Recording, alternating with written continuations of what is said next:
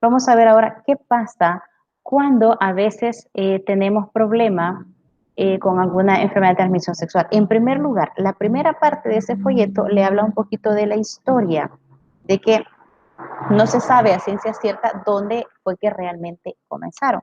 Y comienzan a tirarse, digamos, la pelota o la culpa, que es de América, que es de Europa, etcétera. No importa dónde se originaron, la situación es que se originaron y comenzaron a dar problemas. Pero de la primera parte, lo que quiero que enmarquen es las dos concepciones equivocadas sobre la sexualidad. En primer lugar, el hedonista y en segundo, el morato. El hedonista es aquel que le interesa vivir el día a día. No vaya a ser que yo me muera mañana y entonces mejor me doy gusto ahora, pero en el ámbito sexual. Se fija usted que incluso estas canciones les han puesto, de la Macarena es una canción exclusiva de vivir el día porque no sabemos qué va a pasar mañana. Es una concepción equivocada porque es a lo mejor la que dio la pauta de llevar a un desorden sexual en las personas como lo viven y es lo que dio origen a tanta enfermedad de transmisión sexual que de todas las que existen no estaremos viendo nosotros ni el 10% en este folleto.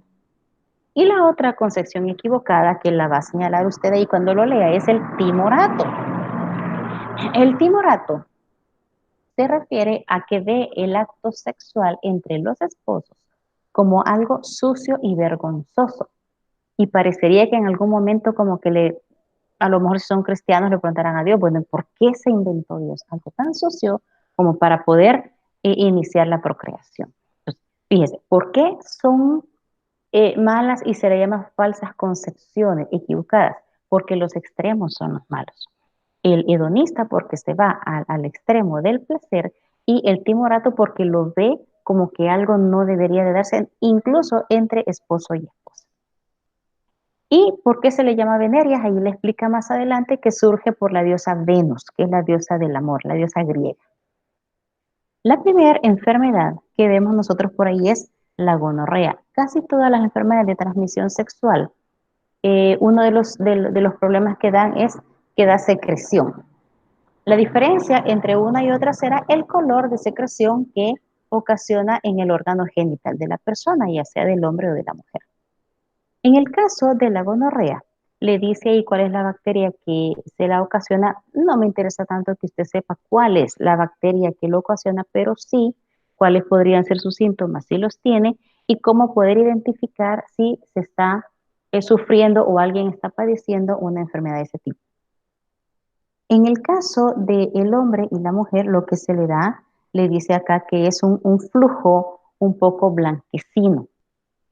En las mujeres generalmente cuesta un poquito identificar cuando se está padeciendo un tipo de esta infección, porque dentro de los ciclos normales y hormonales en la mujer, a veces se da secreción de un flujo, pero no necesariamente es por una enfermedad, sino que es por los cambios hormonales que mes a mes el cuerpo de la mujer está ocasionando. Lo que hay que tener cuidado es el color de esa secreción, que siempre sea la normal.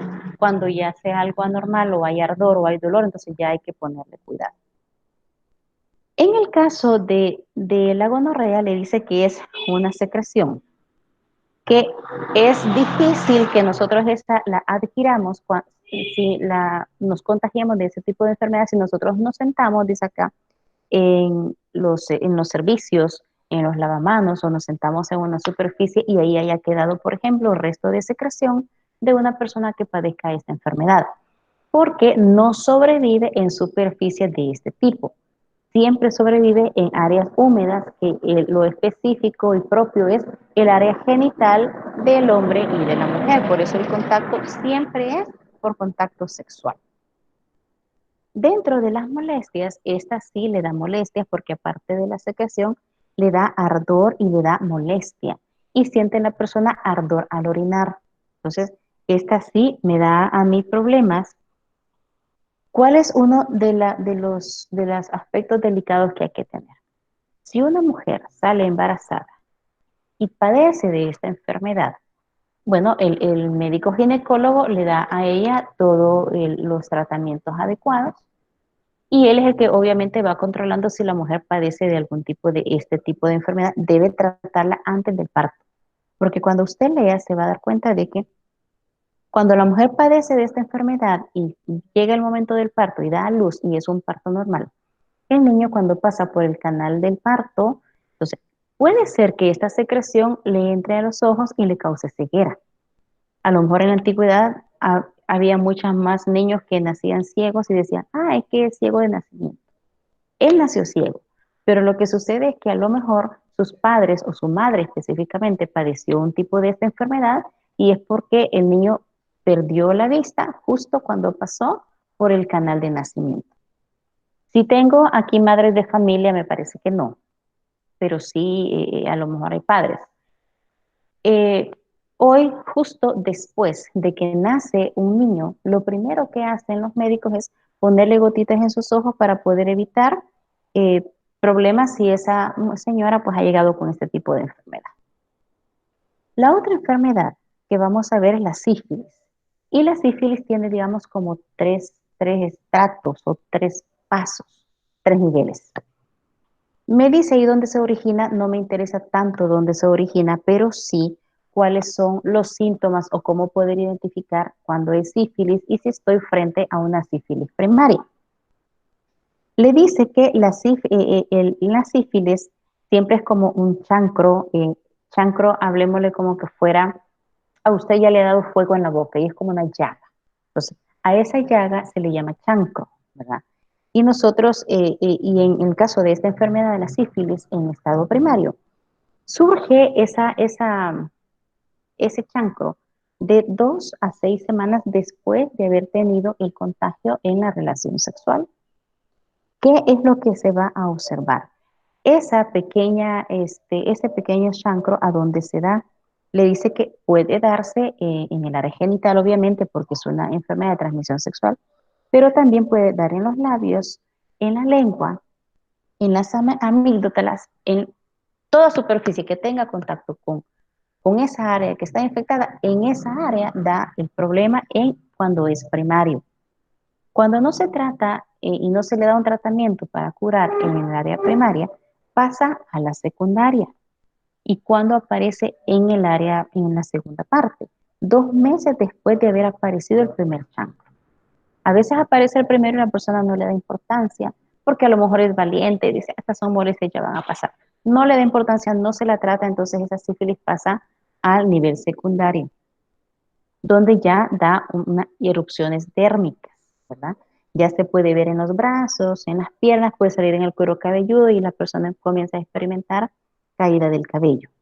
Igual puede hacer que eso no se lo trate como una enfermedad de transmisión sexual y la deje pasar y llega a la especie, al estado terciario o tardío. Fíjense, aquí le dice, puede hacer que en 5 o 20 años no aparezca un síntoma, pero la persona lo tiene.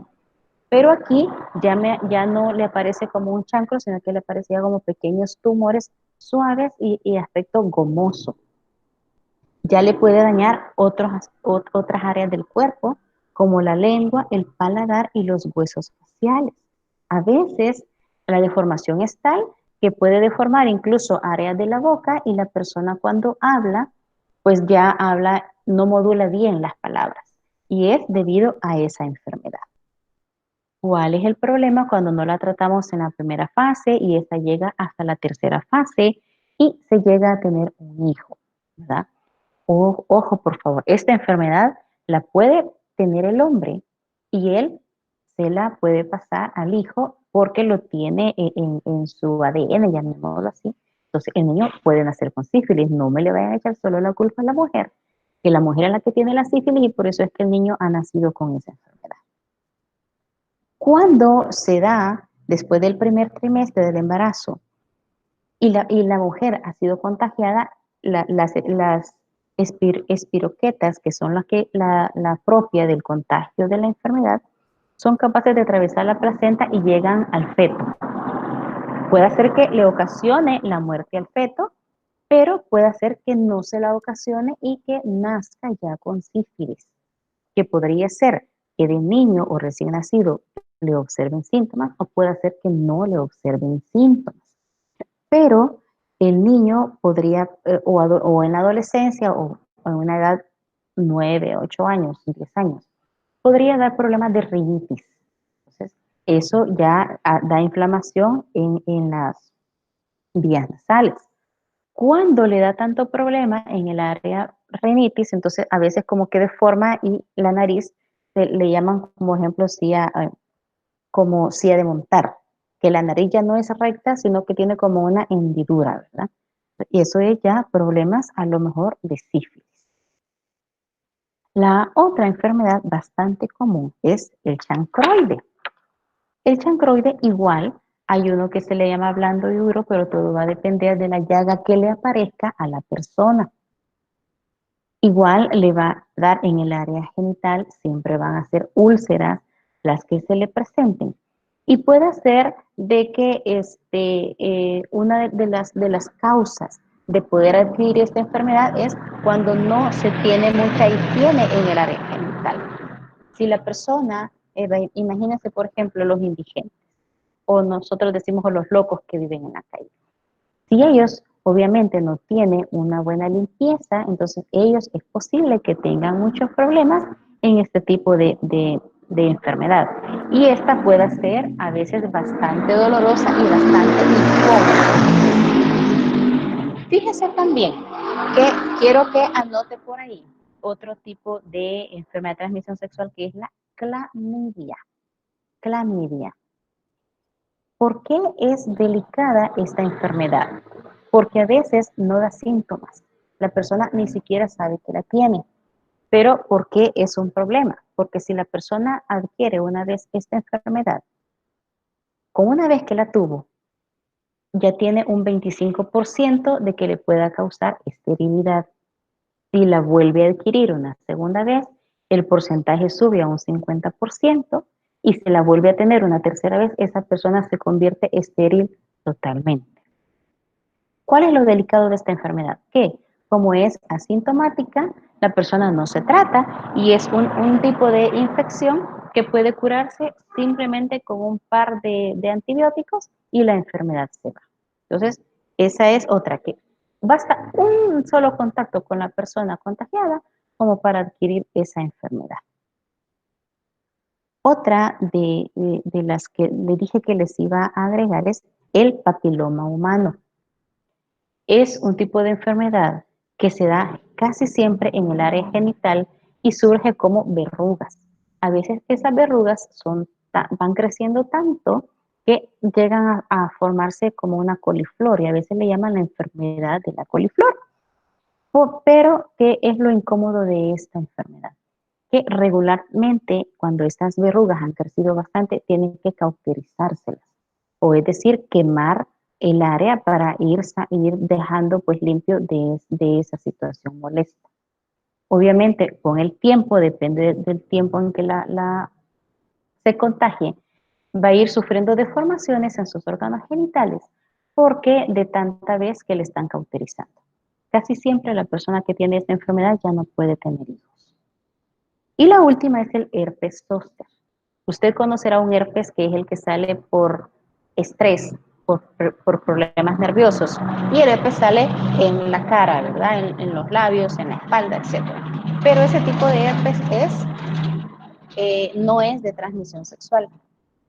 Igual, la persona que ha sufrido esa enfermedad siente caliente el área y siente un área muy dolorosa. Ahora imagínense que cuando se está hablando del herpes zóster, que es el de área genética, ¿cómo dolerá en el área genética? Porque le da el mismo ardor y el mismo dolor. Estas serían, como en una forma así rápida, las enfermedades de transmisión sexual o ITS que le llaman en algunos libros, infecciones de transmisión sexual. Que es bueno que los comentemos. ¿Por qué? Porque si vamos a hablar de una manera muy, muy cruda o muy dura, se debe tener cuidado con quién se va a tener una relación sexual.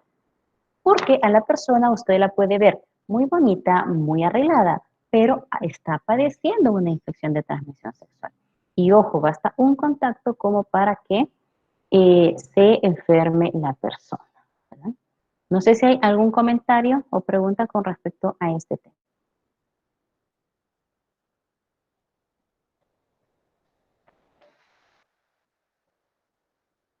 No le quedó Me claro. parece, todo ha quedado claro. Gracias, Gladys. Me parece que la mayoría no lo ha leído porque hace poquito se los puse, igual solo son un par de páginas. Pero con este momento que nos hemos encontrado, yo creo que a ustedes ya les aclaré por dónde quiero que vaya la línea. La tarea va a ser un resumen, igual lo van a hacer en parejas. No he habilitado la herramienta todavía. Lo hacen en parejas, un resumen, y yo voy a poner ahí cuándo lo van a subir, ¿verdad? Espero yo que nos permita hacer este periodo unas 3 tareas y un laboratorio también. El laboratorio va a ser una semana antes de parciales. Ahí voy a poner un laboratorio que va a valer el 20% y el 30% va a estar dividido entre las tareas.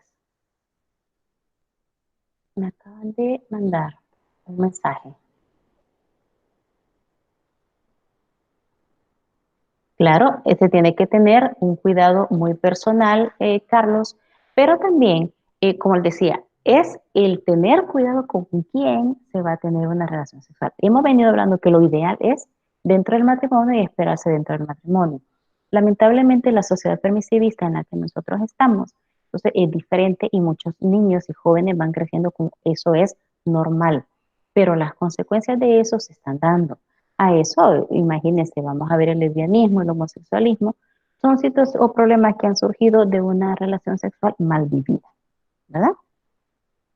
Entonces, si no hay preguntas, yo me alegra que esto haya estado claro. El folleto es corto, yo les decía al inicio que no les iba a robar mucho tiempo porque está bien cortito.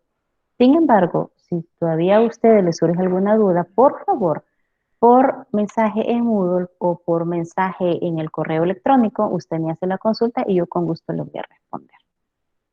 Si no hay más preguntas o más dudas, entonces llegaríamos hasta aquí. Yo espero que la grabación me funcione y yo la pueda subir sin ningún problema. Gracias. Entonces, ¿creen,